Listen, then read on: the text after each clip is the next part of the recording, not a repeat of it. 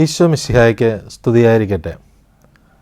ക്രിസ്തുവിൽ സ്നേഹം നിറഞ്ഞവരെ, നോമ്പ് കാലത്തിൻ്റെ യാത്രയിലാണല്ലോ നാം ആയിരിക്കുന്നത്.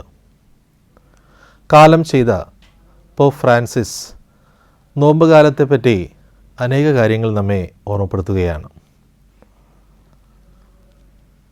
മുറിവുകൾ ഉണ്ടാക്കുന്ന വാക്കുകളിൽ നിന്ന് സ്നേഹത്തിൻ്റെയും കരുണയുടെയും വാക്കുകളിലേക്കുള്ള യാത്രയാണ് നോമ്പ്. വിശുദ്ധ മത്തായിയുടെ സുവിശേഷം 12-ാം അധ്യായം 32-ാം വചനത്തിൽ നാം ഇപ്രകാരം വായിക്കുന്നു: ഹൃദയത്തിൻ്റെ നിറവിൽ നിന്നാണ് അധരം സംസാരിക്കുന്നത്. ഈ നോമ്പ് കാലത്തിൽ നമുക്ക് ചിന്തിക്കാം, എൻ്റെ വാക്കുകൊണ്ട്, എൻ്റെ പ്രവൃത്തി കൊണ്ട്, എൻ്റെ ജീവിതം കൊണ്ട് എത്ര പേരാണ് മുറിവേറ്റിരിക്കുന്നത്? നിൻ്റെ വാക്കുകൾ ശുദ്ധമാകണമെങ്കിൽ നിൻ്റെ ഹൃദയം ശുദ്ധിയുള്ളതായി തീരണം. അതിനുവേണ്ടി നാം ചെലവഴിക്കേണ്ട നാളുകളാണ് ഈ നോമ്പിൻ്റെ നാളുകൾ. നമുക്കറിയാം, കൈവിട്ട ആയുധവും വാവിട്ട വാക്കും നമുക്കൊരിക്കലും തിരിച്ചു പിടിക്കുവാൻ സാധ്യമല്ല. ഈ ഒരു സത്യം മനസ്സിലാക്കിക്കൊണ്ട് ഈ നോമ്പ് കാലത്തിൽ നമ്മുടെ വാക്കുകളെ ശുദ്ധീകരിക്കാം. വാക്കുകൾ ശുദ്ധീകരിക്കപ്പെടണമെങ്കിൽ ഹൃദയത്തിൽ വിശുദ്ധി കൊണ്ട്, സ്നേഹം കൊണ്ട് നിറയപ്പെടണം. കരുണയുള്ള വാക്കുകൾ പറയണമെങ്കിൽ നമ്മുടെ ജീവിതത്തിൽ സ്നേഹം കൊണ്ട് നിറയപ്പെടണം. വെറും സ്നേഹമല്ല, ദൈവസ്നേഹം കൊണ്ട് നമ്മൾ നിറയപ്പെടണം. ഒന്ന് ചിന്തിക്കുക, ദൈനംദിന ജീവിതത്തിൽ എൻ്റെ ജീവിത പങ്കാളിയോട്, എൻ്റെ മക്കളോട്, എൻ്റെ മാതാപിതാക്കളോട് വെറുപ്പിൻ്റെയോ വിദ്വേഷത്തിൻ്റെയോ ദേഷ്യത്തിൻ്റേതായ വാക്കുകളാണോ നാം പറയുന്നത്? ഈ നോമ്പുകാലത്ത് പ്രത്യേകം ശ്രദ്ധിക്കാം, ചിന്തിക്കാം.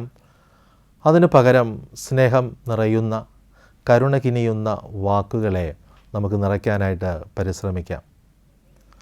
നമ്മുടെ മനുഷ്യ ജീവിതത്തിൽ നാം എത്രയോ പേരെയാണ് വാക്കുകൊണ്ട് കൊന്നിരിക്കുന്നത്. പലപ്പോഴും ദേഷ്യമനോഭാവത്തോടും വെറുപ്പോടും അറപ്പോടും കൂടെ നാം പറയുന്ന വാക്കുകൾ എത്രയോ ബന്ധങ്ങളെയാണ്, മനുഷ്യബന്ധങ്ങളെ തകർത്തെറിയുന്നു. ഇന്ന് കുടുംബ ജീവിതത്തിലേക്ക് നാം തിരിഞ്ഞു നോക്കുമ്പോൾ ഒരു മോശമായ വാക്ക് കാരണം എത്രയോ കുടുംബങ്ങൾ തകർന്നു വീഴുന്നു. ഇന്നത്തെ വിവാഹമോചന കേസുകളെ നമ്മൾ നോക്കുമ്പോൾ എത്രയോ വിവാഹമോചന കേസുകളാണ് ഇന്ന് വർദ്ധിച്ചു വരുന്നത്. കാരണം എന്താണ്? അനാവശ്യമായി അസ്ഥാനത്ത് പ്രയോഗിക്കുന്ന വാക്കുകളല്ലേ? പ്രിയപ്പെട്ടവരെ, ഈ ചിന്തയിലൂടെ കടന്നു പോകുമ്പോൾ തീർച്ചയായിട്ടും നമ്മുടെ ജീവിതത്തിലേക്ക് കടന്നു വരേണ്ട ചിന്ത പോപ്പ് ഫ്രാൻസിസ് ഓർമ്മിപ്പിച്ചതുപോലെ വെറുപ്പിൻ്റെ വാക്കുകൾ വിട്ടുപേക്ഷിച്ച് നന്മയുടെ, കരുണയുടെ വാക്കുകളെ കൊണ്ട് നമ്മുടെ ജീവിതത്തെ സമ്പൽ സമൃദ്ധമായോടെ നിറയ്ക്കുവാനായിട്ട് നമുക്ക് കഴിയണം. നമുക്ക് പ്രാർത്ഥിക്കാം. സ്നേഹപിതാവായ ദൈവമേ, ഈ നോമ്പിൻ്റെ ആചരണത്തിലൂടെ ഞാൻ കടന്നു പോകുമ്പോൾ ഞാൻ ചിന്തിക്കുന്ന, ഞാൻ എൻ്റെ നാവിൽ നിന്ന് തൊടുത്തുവിടുന്ന ഓരോ വാക്കുകളും വിശുദ്ധിയുടെയും സ്നേഹത്തിൻ്റെയും കരുണയുടെയും വാക്കുകളായി തീരട്ടെ എന്ന് നമുക്ക് പ്രാർത്ഥിക്കാം.